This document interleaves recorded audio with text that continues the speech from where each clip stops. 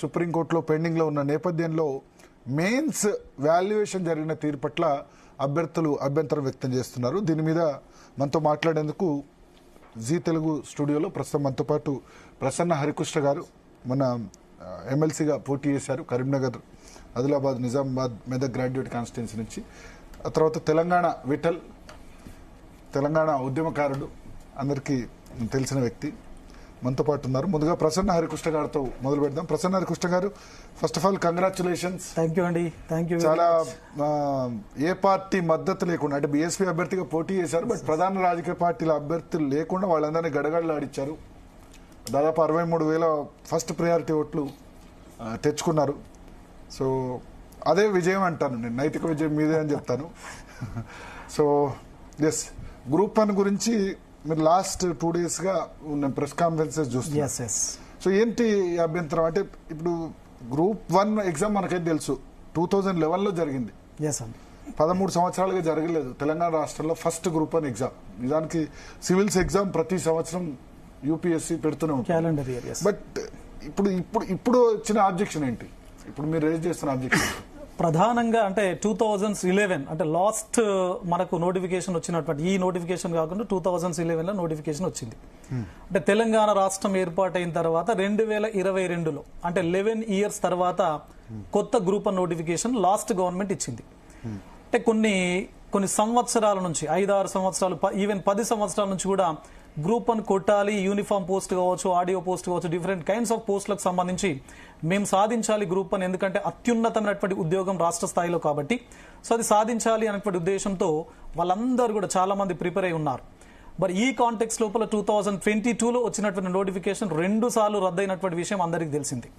మరి గత ప్రభుత్వం తీసుకొచ్చినటువంటి జీవో నంబర్ 55, వాస్తవానికి గత ప్రభుత్వం తీసుకొచ్చినటువంటి ఈ జీవో సామాజిక న్యాయాన్ని చేసినటువంటి జీవో. మరి ఆ సందర్భం లోపల పేపర్ లీకేజీ కావడం, గవర్నమెంట్ మారిపోవడం, ఆ గవర్నమెంట్ మారిన తర్వాత వచ్చినటువంటి ఈ ప్రభుత్వం జీవో నంబర్ 55ను పక్కన పెట్టి జీవో నంబర్ 29 తీసుకొచ్చింది. అంటే సామాజిక న్యాయాన్ని చేసేటువంటి జీవోను పక్కన పెట్టి ఒక జీవో నంబర్ 29 అంటే ఓపెన్ పూల్ నుంచి కంప్లీట్ గా 1:50 సెలక్షన్ ప్రాసెస్ ఏదైతే ఉందో దాన్ని పికప్ చేసేటువంటి విధంగా ఈ జీవోను తీసుకొచ్చింది. ఈ జీవో పైన ఇప్పటి వరకు మీరు ఇంతకు ముందు చెప్పారు 30-40 కేసులు దాఖలైనాయి కోర్టుల లోపల just because of GO number 29. మరి ఈ కాంటెక్స్ట్ లోపల దాన్ని కూడా అంటే కోర్టులు కూడా పక్కన పెట్టినటువంటి ధరిమిల మెయిన్స్ ఎగ్జామ్ అయింది 2024 అక్టోబర్ 21 నుంచి 27 తారీఖు వరకు. మరి ఎగ్జామ్ అయిన తర్వాత మొన్న ఒక వారం రోజుల క్రితం మార్చి 10వ తారీఖున మనకు ఈ గ్రూప్ 1 మెయిన్స్ కు సంబంధించినటువంటి రిజల్ట్ ని టీజీపీఎస్సీ వాళ్ళు అనౌన్స్ చేశారు. మరి అనౌన్స్ చేయడం బాగానే ఉంది. ఎందుకు ఇక్కడ అభ్యర్థుల వైపు నుంచి తీవ్రమైనటువంటి నిరసన, తీవ్రమైనటువంటి ఆందోళన ఎందుకు జరుగుతున్నది అంటే దానికి different kinds of causes or reasons ఉన్నాయి. అందులో ప్రధానమైనటువంటి కారణం ఏంటి అంటే జనరల్ గా టీజీపీఎస్సీ ప్రకటించేటువంటి ప్రతి ఎగ్జామినేషన్ కు సంబంధించిన రిజల్ట్ జిఆర్ఎల్ ప్రకటిస్తూ ఉంటాం. అంటే జనరల్ ర్యాంకింగ్ లిస్టును మొన్న ప్రకటించినటువంటి గ్రూప్ 2 లోపల మీరందరూ చూసుంటారు. నిన్నగాక మొన్న ప్రకటించినటువంటి గ్రూప్ 3 లోపల జిఆర్ఎల్ ఉంది. ఈ రోజు ప్రకటించినటువంటి హాస్టల్ వెల్ఫేర్ ఆఫీసర్ లోపల జిఆర్ఎల్ ఇచ్చారు. అంటే పబ్లిక్ డొమైన్ లోపల ఏ క్యాండిడేట్ కు ఎన్ని మార్క్స్ వచ్చాయి అని చెప్పేసి పబ్లిక్ డొమైన్ లోపల అన్ని రకాల పరీక్షలకు సంబంధించి పెట్టినప్పుడు అసలు గ్రూప్ 1 ఎగ్జామ్ కు సంబంధించి ఒక క్యాండిడేట్ యొక్క జిఆర్ఎల్ ఎందుకు పెట్టలేదు? సో జిఆర్ఎల్ పెట్టలేదు అంటే ఏదో మతలబు ఉన్నది అనేది క్యాండిడేట్స్ వైపు నుంచి వస్తున్నటువంటి ఒక రకమైనటువంటి అసహనం, ఆందోళన, వాళ్ళకు సంబంధించినటువంటి డౌట్స్ ఉన్నాయి. మరి జిఆర్ఎల్ అనేది ఒక అంశం అయితే ఇవాల్యుయేషన్ ప్రాసెస్ ఏదైతే ఉందో అంటే మూల్యాంకన ప్రక్రియ సరిగా జరగలేదు. ఇక్కడ ఒకటి జిఆర్ఎల్ సంబంధించి పెడితే ఓకేనా మీకు? మొత్తం దాని మీద ఉన్న డౌట్స్ అన్ని క్లారిఫై అయిపోయినాయి? నో. ఇక్కడ జిఆర్ఎల్ అనేది అంటే ట్రాన్స్పరెన్సీ, అకౌంటబిలిటీకి ఒక ఫ్యాక్టర్ మాత్రమే. ఎందుకు పెట్టి ఉండకపోవచ్చు మీ ఉద్దేశంలో? వాళ్ళ టీజీపీఎస్సీ వెర్షన్ ఏంటి? ఇప్పుడు అదే సందేహం. ఇప్పుడు అభ్యర్థుల వైపు నుంచి కానీ మాలాంటి వ్యక్తుల వైపు నుంచి ప్రధానమైనటువంటి సందేహం ఏంటి అంటే గ్రూప్ 2కు గ్రూప్ 3కి హాస్టల్ వెల్ఫేర్ ఆఫీసర్ కు జిఆర్ఎల్ పెట్టినప్పుడు గ్రూప్ 1కి ఎందుకు పెట్టలేదు? ఎందుకు అంత ట్రాన్స్పరెన్సీ మీరు మిగతా ఎగ్జామ్స్ లోపల కంటిన్యూ చేసినప్పుడు, సస్టైన్ చేసినప్పుడు మీరు గ్రూప్ 1 విషయం లోపల ఎందుకు జిఆర్ఎల్ పెట్టలేదు అనేది ఒకటి. అది పక్కన పెట్టినట్లయితే ఇప్పుడు ప్రధానమైనటువంటి అంశం ఏంటి అంటే ఇవాల్యుయేషన్ ప్రాసెస్ అనేది ఫేర్ గా జరగలేదు అని చెప్పేసి. మరి ఇవాల్యుయేషన్ ప్రాసెస్ ఫేర్ గా జరగకపోవడానికి చాలా కారణాలు ఉన్నాయి. అంటే ఇవాల్యుయేషన్ ప్రాసెస్ గతం లోపల అంటే స్టార్ట్ అయినప్పుడు November 1, 2024 లోపల ఈ మూల్యాంకన ప్రక్రియ స్టార్ట్ అయింది. ఈ సంవత్సరం 2025 January 31 వరకు అది కంటిన్యూ అయింది. అంటే 3 నెలలుగా ఇవాల్యుయేషన్ ప్రాసెస్ జరుగుతున్నప్పుడు, ఇవాల్యుయేషన్ ప్రాసెస్ ప్రారంభమైనప్పుడు టీజీపీఎస్సీ చైర్మన్ ఒకరు మహేందర్ రెడ్డి గారు, ఒక స్పెల్ పూర్తయిన తర్వాత మళ్ళీ ఇప్పుడున్నటువంటి బుర్రా వెంకటేశం గారు టీజీపీఎస్సీ చైర్మన్ గా ఛార్జ్ తీసుకోవడం జరిగింది.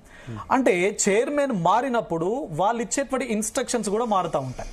మొదటగా ఇవాల్యుయేషన్ ప్రాసెస్ స్టార్ట్ అయినప్పుడు మీరు యూపీఎస్సీ స్టాండర్డ్స్ లోపల మీరు పేపర్స్ దిద్దండి అని చెప్పేసి ఇవాల్యుయేటర్స్ కి ఇన్స్ట్రక్షన్స్ ఇచ్చినటువంటి దాఖలాలు మనం చూసాం.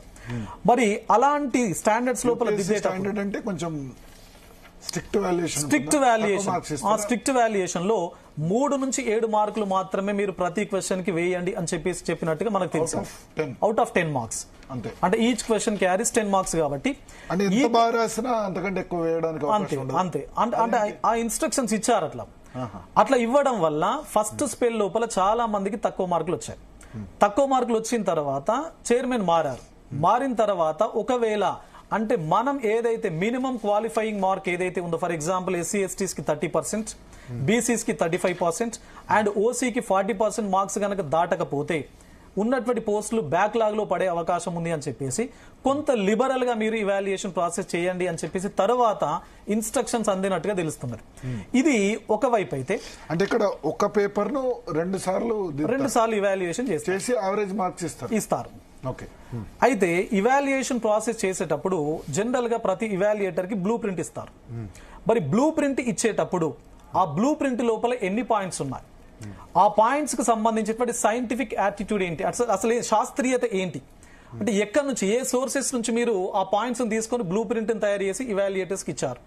ఎందుకంటే ఒక డెఫినేషన్ నేను చాలా సందర్భాల లోపల చెప్పాను. ఇప్పుడు జాతీయ ఆదాయం, నేషనల్ ఇన్కమ్ అని చెప్పేసి ఒకటి కాన్సెప్ట్ ఉంది. దానికి వందల రకాలుగా డెఫినేషన్స్ ఇచ్చారు. అన్ని కూడా అప్రూవ్డ్ డెఫినేషన్స్. మరి అన్ని అప్రూవ్డ్ డెఫినేషన్స్ ఉన్నప్పుడు బ్లూ ప్రింట్ లోపల ఒకే అప్రూవ్డ్ డెఫినేషన్ ఉన్నది. రకరకాల వ్యక్తులు 20,000 మంది పరీక్ష రాసినప్పుడు 20,000 మంది రకరకాల డెఫినేషన్స్ రాస్తారు. మరి బ్లూ ప్రింట్ లోపల ఉన్నటువంటి మాత్రమే ఏదైనా ఎకానమీ లోపల మనకు జనరల్ ఎస్ఏలో కూడా ఎకానమీకి సంబంధించినప్పుడు ఒక ఎస్ఏ టాపిక్ ఇవ్వడం జరిగింది. అంటే నేను ఒక ఎగ్జాంపుల్ మాత్రమే చెప్తున్నాను. మీరు ఈ 6 పేపర్లకు సంబంధించి చాలా రకాలుగా డెఫినేషన్, చాలా రకాల బేసిక్ కాన్సెప్ట్స్ ఉన్నప్పుడు బ్లూ ప్రింట్ ను ఆధారంగా, ఎందుకంటే ఇది లిమిటెడ్ బౌండరీతో కూడుకున్నటువంటి పరీక్ష కాదు. బ్లూ ప్రింట్ దేనికి పనిచేస్తుంది అన్నప్పుడు ఇంటర్మీడియట్ ఎగ్జామ్స్ ఇవాల్యుయేషన్ కి, డిగ్రీ ఎగ్జామ్స్ ఇవాల్యుయేషన్ కి పనిచేస్తుంది. ఎందుకంటే that is text book based exam కాబట్టి టెక్స్ట్ బుక్ లో ఏదైతే కంటెంట్ ఉంటుందో దాన్ని మాత్రమే సబ్జెక్ట్ ఎక్స్పర్ట్స్ బ్లూ ప్రింట్ తయారు చేస్తారు, పేపర్ ఇవాల్యుయేట్ చేసే వాళ్ళకి ఇస్తారు. మరి ఇది బౌండరీ లేనటువంటి పరీక్ష కదా. మరి రకరకాల కాన్సెప్ట్స్, రకరకాల డెఫినేషన్స్ ఉన్నప్పుడు ఏ విధంగా బ్లూ ప్రింట్ తయారు చేస్తారు, ఆ బ్లూ ప్రింట్ ను ప్రాతిపదిక చేసుకొని ఏ విధంగా ఇవాల్యుయేటర్స్ పేపర్ ని ఇవాల్యుయేట్ చేస్తాం. సో ఈ కాంటెక్స్ట్ లోపల చాలా మందికి మార్క్స్ ఎంతైతే రావాలో అంత రాకపోవడం. అండ్ బ్లూ ప్రింట్ కూడా ఇంగ్లీష్ మీడియం లోపల తయారు చేశారు. మరి ఇంగ్లీష్ మీడియం లోపల తయారు చేసి